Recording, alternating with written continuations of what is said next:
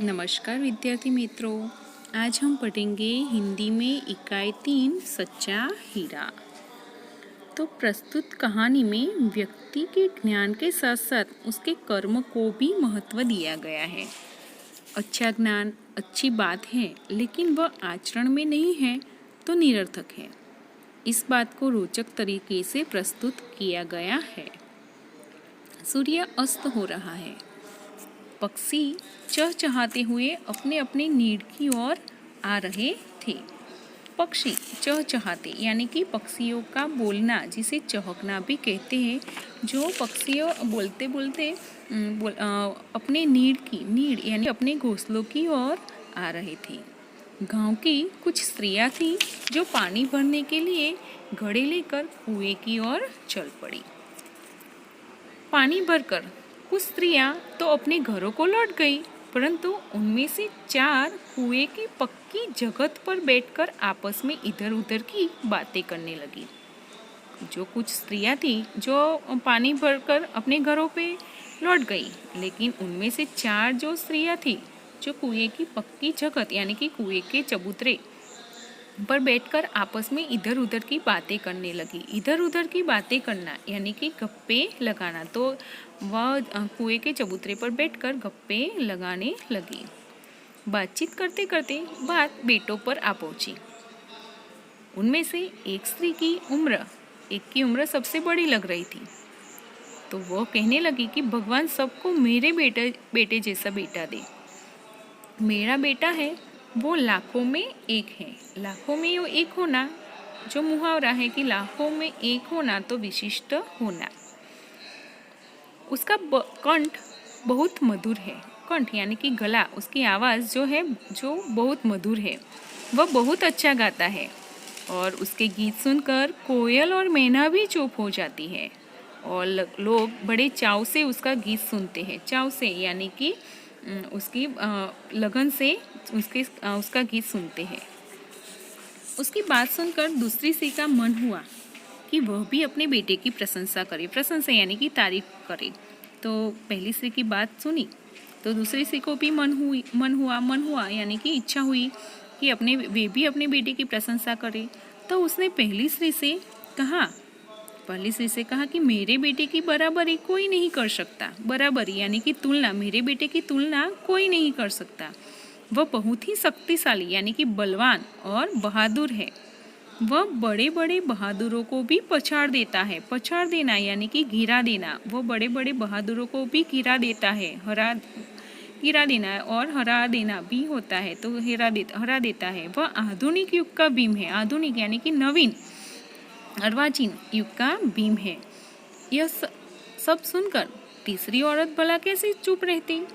तो वह भी बोल उठी कि मेरा बेटा तो साक्षात बृहस्पति का अवतार है। बृहस्पति यानी कि देवों के गुरु, साक्षात प्रत्यक्ष। तो मेरा बेटा तो प्रत्यक्ष देवों के गुरु का अवतार है। वह जो कुछ भी पढ़ता है एकदम याद कर लेता है और ऐसा लगता है कि मानो उसके कंठ में सरस्वती का निवास हो। सरस्वती यानी कि विद्या की देवी और निवास यानी कि घर के सरस्वती उसके कंठ में ही रहती हो।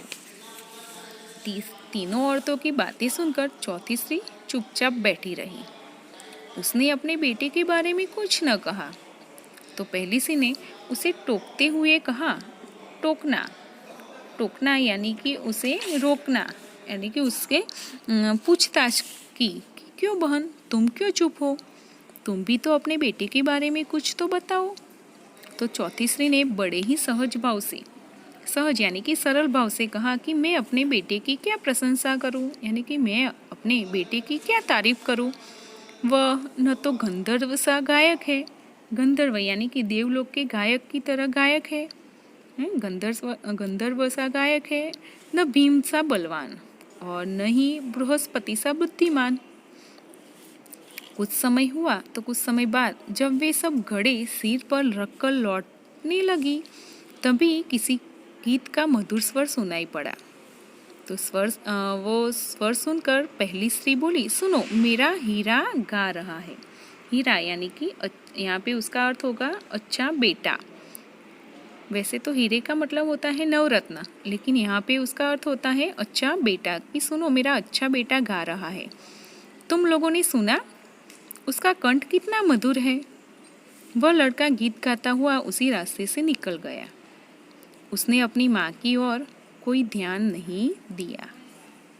इतने में दूसरी स्त्री का बेटा उधर से आता दिखाई दिया। तो दूसरी स्त्री अपने बेटे को देखकर गर्व से बोली, देखो वह मेरा लाडला बेटा आ रहा है। लाडला यानी कि प्यारा। शक्ति और सामर्थ्य यानी कि बल में इसकी बराबरी कौन कर सकता है। वह यह कह ही रही थी कि उसका बेटा भी उसकी ओर ध्यान दिए बिना ही निकल गया। वे कुछ आगे बढ़ी तो एकाएक तीसरी स्त्री का बेटा उधर से संस्कृत के श्लोकों का पाठ करता हुआ निकला। उसके उच्चारण यानी कि वो बोलता था तो ऐसा लगता था कि मानो उसके कंठ में साक्षात सरस्वती विराजमान हो, यानी कि बैठी हुई हो। तीसरी स्त्री ने गदगद स्वर में कहना यानी कि अत्यंत आनंदित होकर कहा कि देखो यही है मेरी गोद का हीरा यानी कि प्यारा बेटा। इसे कौन बृहस्पति का अवतार नहीं कहेगा। परंतु उसका बेटा भी माँ की ओर देखे बिना आगे बढ़ गया। वह अभी थोड़ी ही दूर गया था कि चौथी स्त्री का बेटा भी अचानक उधर से आ निकला। वह देखने में बहुत ही सीधा साधा और सरल प्रकृति का लग रहा था। प्रकृति यानी कि स्वभाव। वह उसे देखे तो ऐसा लग रहा था कि वह सीधा साधा है और सरल स्वभाव का है। उसे देखकर चौथी स्त्री ने कहा, बहन यही मेरा लाल है। जो चौथी स्त्री उसके बारे में बता ही रही थी कि उनका बेटा पास आ पहुंचा। अपनी माँ को देखकर वह रुक गया और बोला, माँ लाओ मैं तुम्हारा घड़ा पहुंचा दूं। मना करने पर भी उसने माँ के सिर से पानी से भरा घड़ा उतारकर अपने सिर पर रखा और घर की ओर चल पड़ा। तीनों स्त्रियों ने अपने बेटे की प्रशंसा की थी, लेकिन वह उसके कोई काम नहीं आए। उन्होंने अपनी माँ की ओर देखा ही भी नहीं। और चौथी स्त्री ने अपने बेटे की प्रशंसा नहीं की, लेकिन उसने अपनी माँ को देखा तो अपनी माँ के मस्तक पे सिर पे जो पानी का घड़ा भरा हुआ था वह उतारकर उसने अपने सिर पर रखा और वहाँ से घर की ओर चल पड़ा। तो तीनों औरतें बड़े ही आश्चर्य से चौथी स्त्री के बेटे को देखती रही और एक वृद्ध महिला जो बहुत देर से इन औरतों के पीछे चलती हुई इनकी बातें सुन रही थी, जो पास आकर बोली, देखती क्या हो, यही सच्चा हीरा है। सच्चा हीरा होना यानी कि अच्छा आदमी होना, प्रशंसा करने लायक व्यक्ति होना। तो कुछ लोगों के पास ज्ञान की कमी नहीं होती, परंतु किसी का दुख या पीड़ा दूर करने में भी रुचि नहीं लेते। ज्ञान तो बहुत उसके पास होता है, लेकिन किसी का दुख दूर करो, उसकी पीड़ा दूर करो, इसमें वह रुचि नहीं रखते। इसके विपरीत कुछ लोग में विशेष ज्ञान या गुण नहीं होता, लेकिन वे कर्मवीर होते हैं। उनमें ऊंचे दर्जे का सेवा भाव होता है। वास्तव में ऐसे सेवा भाव वाले को ऐसे सेवा भाव वाले कर्मवीर ही सच्चे हीरे हैं। और सच्चा हीरा उसी व्यक्ति को कहा जाता है जो अपने ज्ञान और गुण को आचरण में लाता है। तो यह कहानी से